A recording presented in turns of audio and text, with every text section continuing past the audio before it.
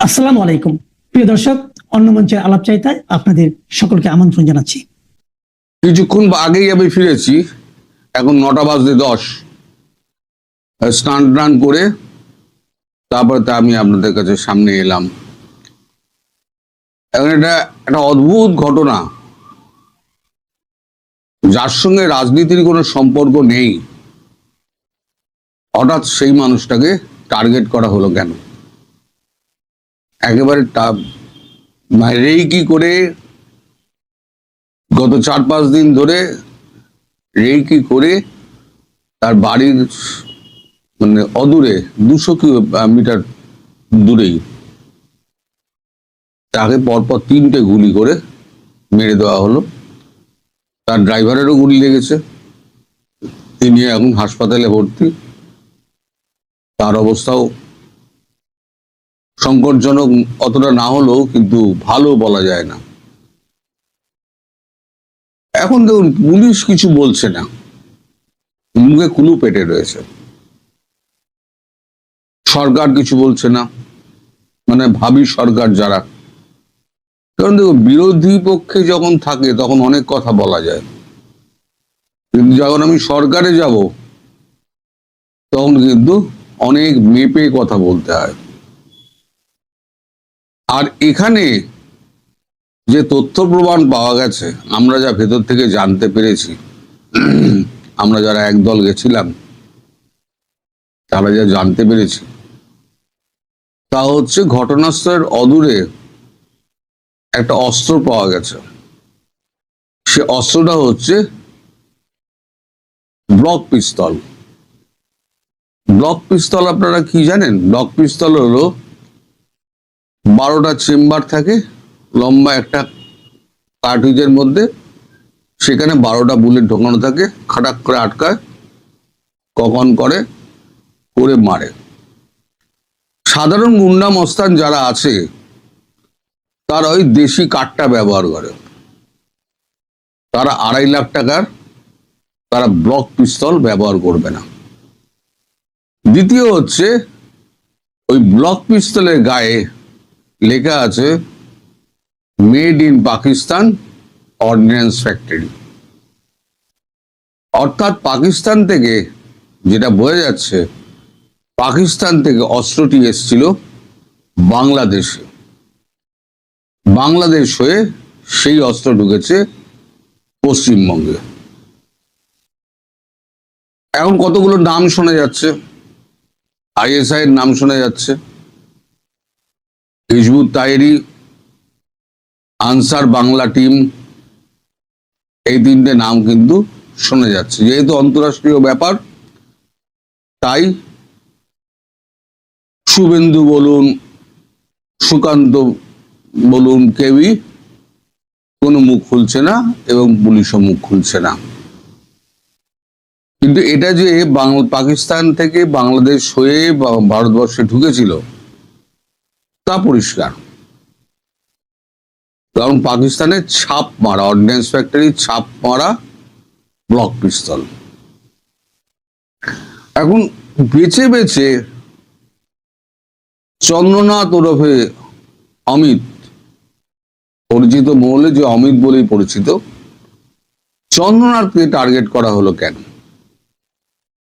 আসলে চন্দ্রনাথকে দিয়ে একটা মেসেজ পাঠানো হলো, আজ যদি আমরা চন্দ্রনাথকে টার্গেট করতে পারি, কালকে তোমরা কেউ সেফ নাও। এটা হচ্ছে মেসেজ। এখন এই মেসেজের মধ্যে কারা আছে? চন্দ্রনাথকে যখন মারা হয়েছে তখন ধরেই নেওয়া হচ্ছে তিনি যার প্রাইভেট সেক্রেটারি ছিলেন শুভেন্দু, তিনি পরবর্তী মুখ্যমন্ত্রী হতে চলেছেন।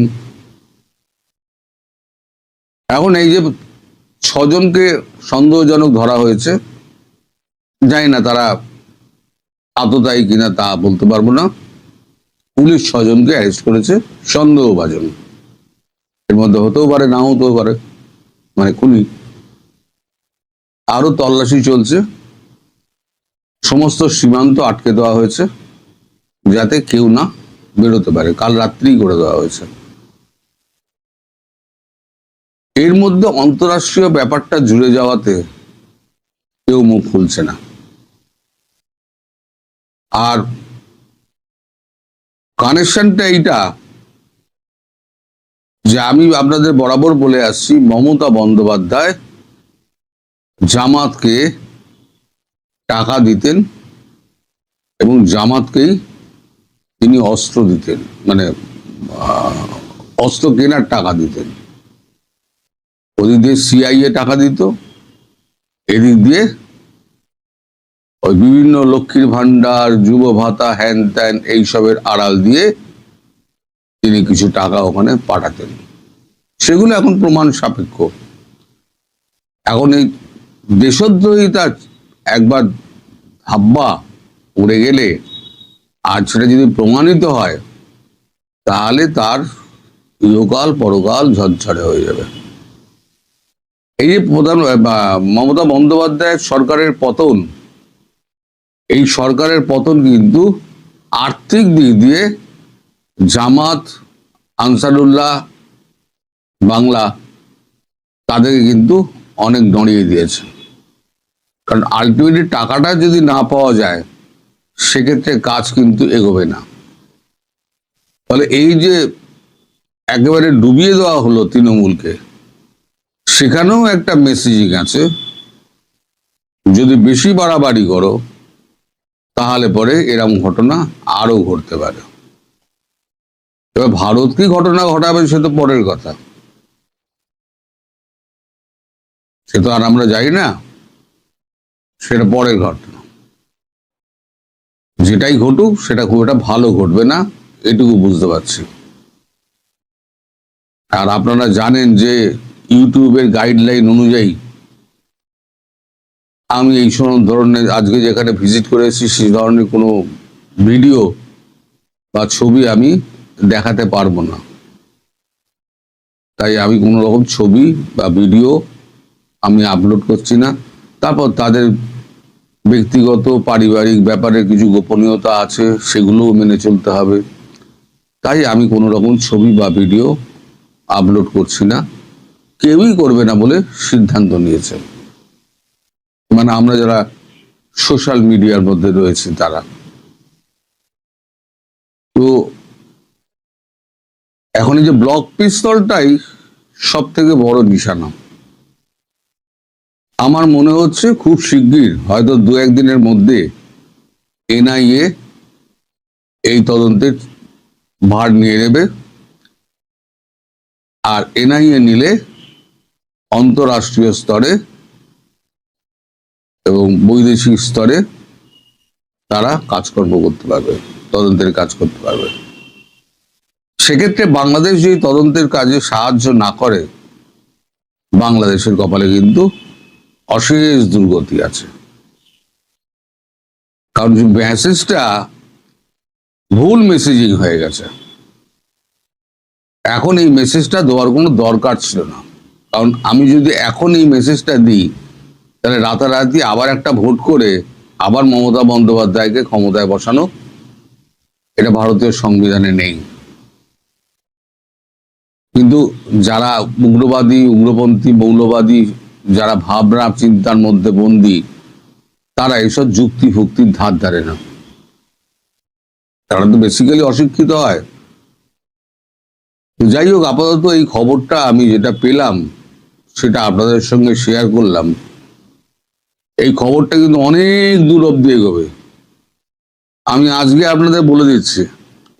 এই খবর কিন্তু এইখানে থেমে থাকবে না, এই অনেক দূর অব্দি এগোবে। সেদিন বুঝতে পারবেন যে আজকে 7 তারিখ আমি যা বললাম তার সুদূর প্রসারী আমার দৃষ্টিভঙ্গি কতটা যেতে পারে।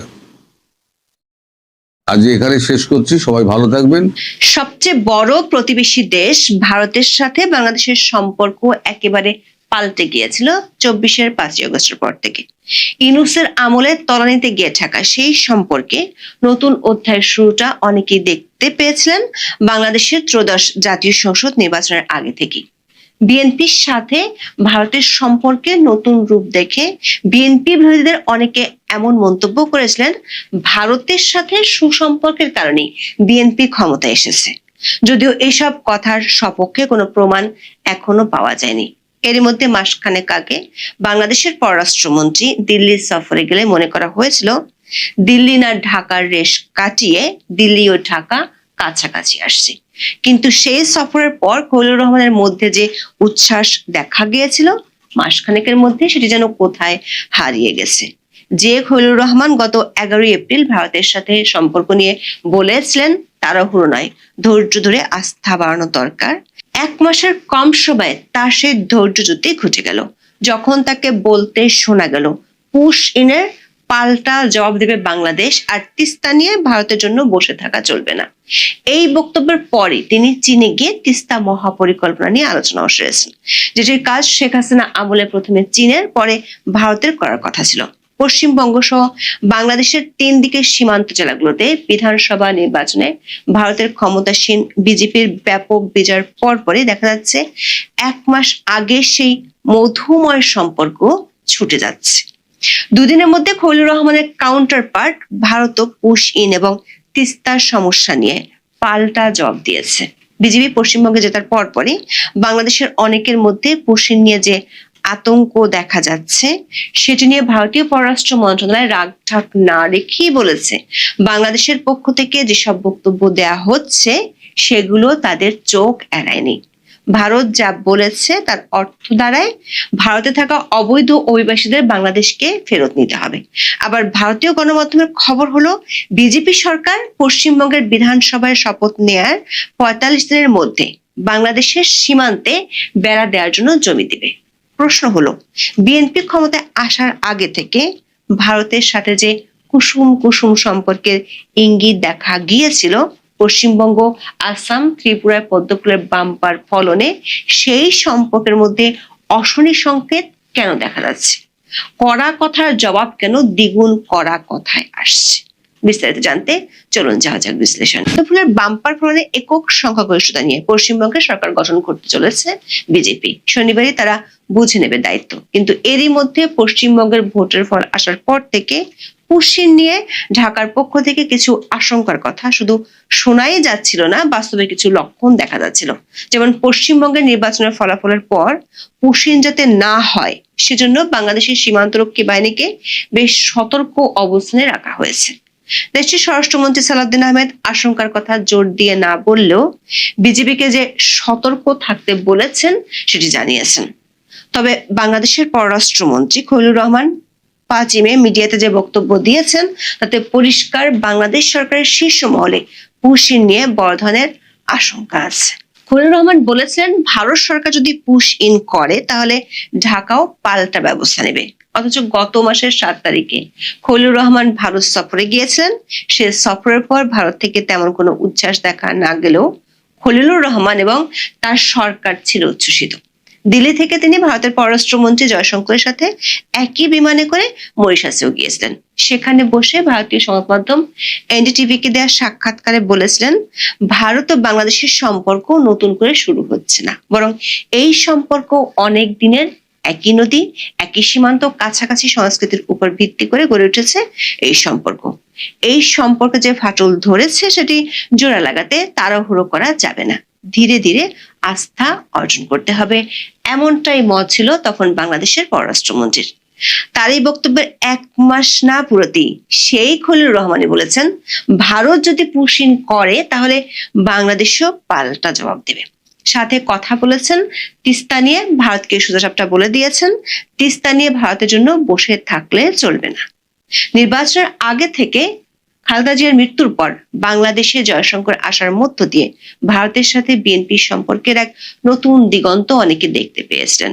নতুন দিগন্ত বলা হচ্ছিল কারণ 2001 সাল থেকে 2006 সালের বিএনপি সরকারের সাথে ভারতের সম্পর্ক চরমভাবে খারাপ হয়েছিল। বিশেষ করে বাংলাদেশে 10 ট্রাক অস্ত্র ধরা পড়ার পর বিষয়টি ভারতের নিরাপত্তার জন্য চরম সংকট হিসেবে দেশটি দেখেছিল। কিন্তু পশ্চিমবঙ্গ, আসাম ও ত্রিপুরার বিধানসভা নির্বাচনে বিজেপি এককভাবে জেতার পরপরই বাংলাদেশের নির্বাচনের আগে থেকে শুভ সম্পর্কের ইঙ্গিতটা হঠাৎ করে প্রশ্নের মুখে পড়েছে। প্রশ্নটা দেখা দিয়েছে যখন 7ই মে খলিলুর রহমানের বক্তব্যের জবাব দিয়েছে দিল্লি। বাংলাদেশে যা পুশিন তা ভারতে পুশব্যাক হিসেবে পরিচিত। এই রাজ্যে নির্বাচনী প্রচার পর্বে বিজেপি বারবার দাবি করেছে ক্ষমতায় এলে অবৈধ অনুপ্রবেশকারীদের খুঁজে খুঁজে দেশ থেকে বের করে দেওয়া হবে। খলিলুর রহমানের মন্তব্যের পরিপ্রেক্ষিতে ভারত সরকারের তরফ থেকে মুখপাত্র রণধীর জয়সওয়াল জানান, অবৈধভাবে যে সমস্ত বিদেশি নাগরিক ভারতে আছে তাদের ফিরিয়ে দেওয়াই ভারতের নীতি। তিনি বলেছেন, গত কয়েকদিন ধরে এমন একাধিক মন্তব্য তাদের চোখে পড়েছে। অবৈধ বাংলাদেশিদের ভারত থেকে প্রত্যর্পণের মূল বিষয়টির প্রেক্ষাপটে মন্তব্যগুলোকে বিচার করতে হবে। এতে অবশ্যই বাংলাদেশের সহযোগিতার দরকার বলে তিনি মনে করেন। প্রশ্ন হলো, সে সহায়তাটা কেমন? রণধীর জয়সওয়াল বলেছেন, বর্তমানে বাংলাদেশের সঙ্গে নাগরিকত্ব যাচাইয়ে 2860টিরও বেশি মামলা ঝুলে আছে। তার মধ্যে অনেকগুলোই বিবেচনাধীন 5 বছরের বেশি সময় ধরে। তার কথায় বাংলাদেশ তাদের নাগরিকত্ব যাচাই প্রক্রিয়া ত্বরান্বিত করবে বলেই ভারত আশা করছে, যাতে ভারত থেকে অবৈধ অভিবাসীদের ফেরত দেওয়া যায়। দর্শক, ভারতীয় পররাষ্ট্র মন্ত্রণালয় যখন খলিলুর রহমানের বক্তব্যের পাল্টা জবাব দিচ্ছে, তখন ভারতীয় গণমাধ্যম এনডিটিভি দিচ্ছে আরো একটি খবর। সেটি হলো, পশ্চিমবঙ্গে সরকার গঠনের মাত্র 45 দিনের মধ্যেই বাংলাদেশ ভারত সীমান্তে বেড়া নির্মাণের জমি বরাদ্দ দেবে বিজেপি। সংবাদ মাধ্যমটির প্রতিবেদন অনুযায়ী ভূমি অধিগ্রহণ প্রক্রিয়াকে অগ্রাধিকার দিয়ে যুদ্ধকালীন তৎপরতায় বেড়া দেওয়ার কাজ শেষ করা হবে। পশ্চিমবঙ্গ নির্বাচনে বিজেপি অবৈধ বাংলাদেশি অনুপ্রবেশকে বড় রাজনৈতিক ইস্যু হিসেবে সামনে এনেছিল। নরেন্দ্র মোদী, অমিত শাহরা যতগুলো জায়গায় সভা করেছেন, অনুপ্রবেশকারীদের রাজ্য থেকে সরানোর বিষয়ে সুর চড়িয়েছিলেন। দলটি অভিযোগ করেছিল, তৃণমূল কংগ্রেস সরকার সীমান্ত দিয়ে অনুপ্রবেশের প্রশ্রয় দিয়ে আসছে। যদিও মমতা ব্যানার্জির তৃণমূল সরকার এই অভিযোগ বরাবরই প্রত্যাখ্যান করেছিল।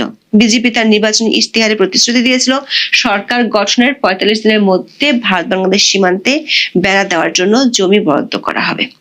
ভারত ও বাংলাদেশের মধ্যে 4096 কিলোমিটার দীর্ঘ সীমান্ত রয়েছে, যা বাংলা, ত্রিপুরা, আসাম, মেঘালয় এবং মিজোরামের মধ্য দিয়ে বিস্তৃত। বাংলাদেশ ও ভারত বিশ্বের 5ম বৃহত্তম বর্ডার বা সীমানা ভোগকারী দেশ। পশ্চিমবঙ্গের সাথে বাংলাদেশের সীমানা প্রায় 2216 কিলোমিটারের কিছু বেশি। এনডিটিভির প্রতিবেদনে বলা হয়েছে, বিজেপির প্রধান লক্ষ্য হলো সীমান্ত পার হয়ে অনুপ্রবেশ শূন্যের কোঠায় নামিয়ে আনা। রাজ্য সরকারের পূর্ণ সহযোগিতায় বিএসএফ এবং পুলিশ যৌথ অভিযান চালাতে সক্ষম হবে, যার ফলে সীমান্ত জেলাগুলোতে বর্তমানে যে জনতান্ত্রিক পরিবর্তন ঘটেছে তা রোধ করা যাবে। এই লক্ষ্যে দলটি শনাক্ত করো, নির্মূল করো এবং বিতাড়িত করো নীতি বাস্তবায়নের প্রতিশ্রুতি দিয়েছে। এর আগে 2021 সালে পশ্চিমবঙ্গের সীমান্তবর্তী এলাকায় বিএসএফ এর কার্যপরিধি